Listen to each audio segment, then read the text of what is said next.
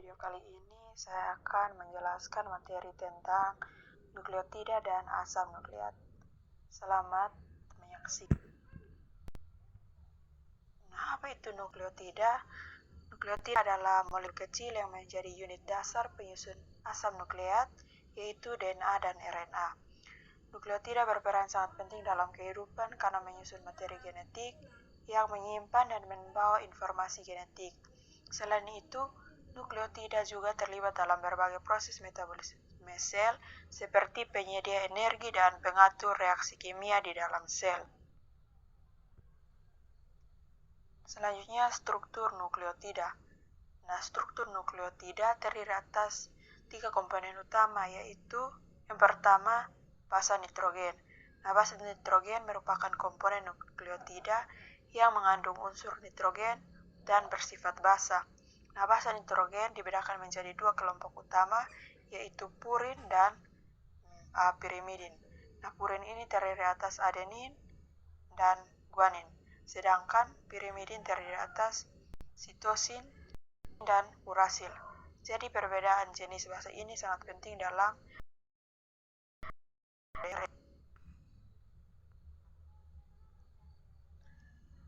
struktur yang kedua yaitu gula pentosa. Nah, gula pentosa pada nukleotida adalah gula berkarbon 5 yang menjadi inti penyusun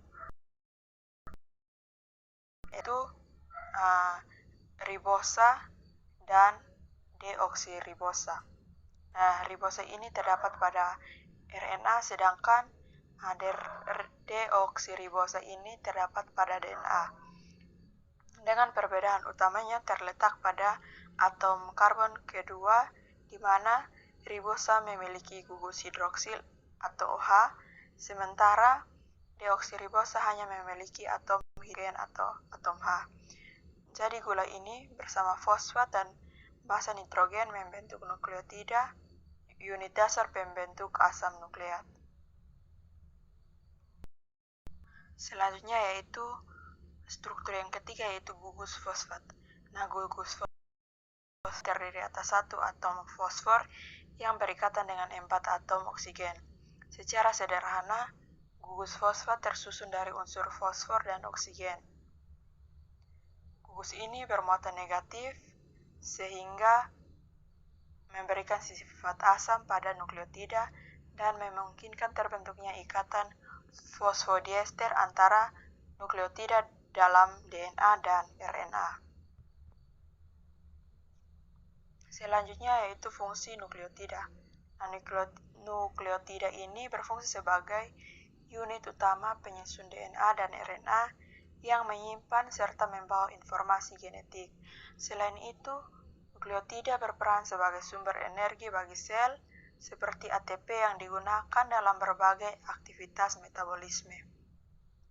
Nah, nukleotida juga berfungsi sebagai koenzim dalam reaksi respirasi sel seperti NAD dan FAD, serta berperan sebagai molekul pengatur dan pensinyalan sel yang mengontrol berbagai proses biologis.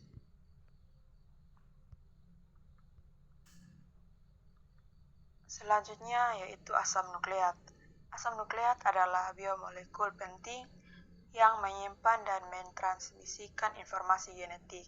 Terdiri dari 2 jenis utama yaitu DNA atau yang biasa disebut dengan asam deoksiribonukleat dan RNA atau asam ribonukleat yang tersusun dari unit dasar bernama nukleotida yang terdiri atas gula, gugus fosfat, dan basa nitrogen.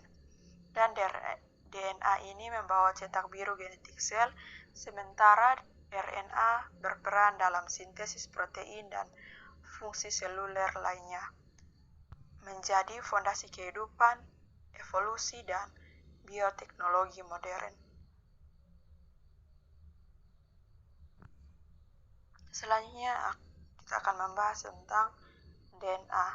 Nah, DNA atau asam deoksiribonukleat adalah molekul penting yang menyimpan instruksi genetik untuk perkembangan, fungsi, pertumbuhan, dan reproduksi semua organisme yang hidup. Nah, DNA ini berfungsi sebagai buku petunjuk yang menunjukkan sifat dan karakteristik individu, serta diwariskan dari orang tua ke keturunan, dengan struktur heliks ganda yang terdiri dari basa, nitrogen, dan ditentukan di inti sel serta di mitokondria. Selanjutnya yaitu struktur DNA. Nah, DNA berbentuk seperti tangga spiral, bisa dilihat pada gambar. Nah, tangga spiral ini biasa disebut juga heliks ganda. Arah untainya berlawanan atau antiparalel. Komponennya terdiri dari gula, deoksiribosa, gugus fosfat yang membentuk sisi tangga, dan 4 basa nitrogen, yaitu adenin dengan simbol A, timin, D, sitosin C, guanin G, yang membentuk anak tangga. Bisa diperhatikan pada gambar. Selanjutnya, struktur selanjutnya yaitu basa berpasangan secara spesifik, di mana adenin atau A berpasangan dengan timin, berpasangan dengan sitosin, di mana fungsi DNA untuk menyimpan informasi genetik yang menjadi cetak biru bagi kehidupan dan menentukan sifat fisik dan biologis. Fungsi yang kedua yaitu mewariskan sifat dari induk ke turunan. Yang ketiga yaitu mengontrol aktivitas sel. Yang keempat, menjadi cetakan dalam sintesis RNA. Selanjutnya yaitu RNA atau asam ribonukleat. Nah, RNA adalah asam nukleat yang berperan dalam membawa dan menerjemahkan informasi genetik yang berasal dari DNA. Nah, RNA membantu proses pembentukan protein yang dibutuhkan sel untuk menjalankan berbagai fungsi. RNA umumnya berbentuk rantai tunggal dan terdapat di inti sel maupun sitoplasma. Melalui perannya, RNA memastikan informasi genetik dapat diekspresikan dengan tepat dalam aktivitas sel. Struktur RNA. Yang pertama, rantai tunggal. Mengandung gula ribosa. Yang ketiga itu menggunakan basal urasil U untuk menggantikan timin. Jika pada DNA timin, maka pada RNA digantikan dengan urasil. Selanjutnya, jenis-jenis RNA. Yang pertama, mRNA atau messenger RNA. Ini membawa informasi genetik dari DNA menuju ke ribosom. Jenis yang kedua yaitu tRNA atau transfer RNA. Fungsinya untuk mengangkut asam amino ke ribosom. Jenis yang ketiga yaitu rRNA atau ribosomal RNA yang fungsinya sebagai penyusun utama ribosom.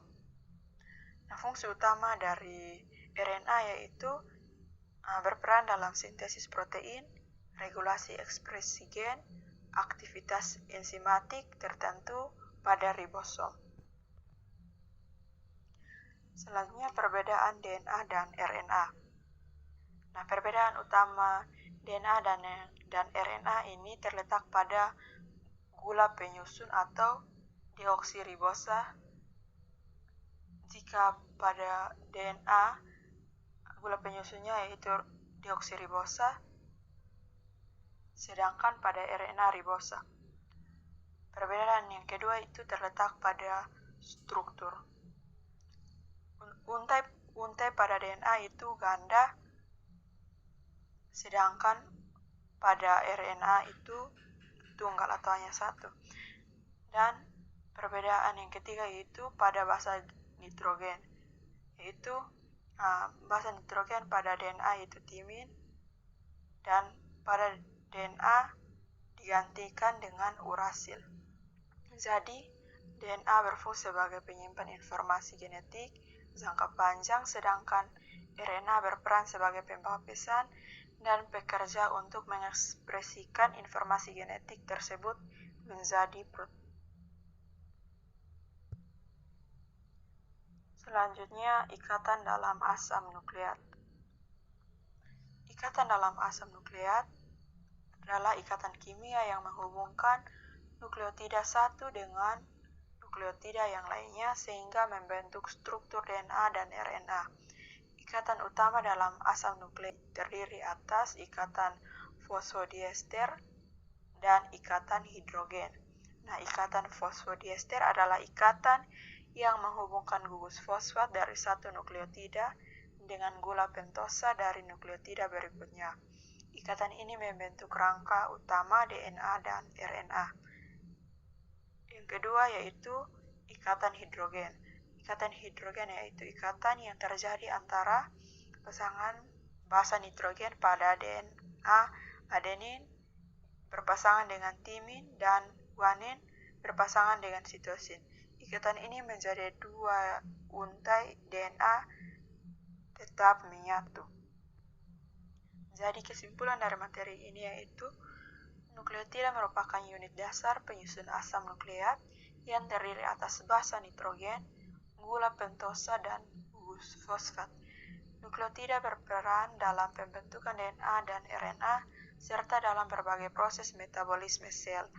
Asam nukleat yang terdiri atas DNA dan RNA berfungsi untuk menyimpan, membawa, dan mengekspresikan informasi genetik melalui struktur dan ikatan yang dimilikinya.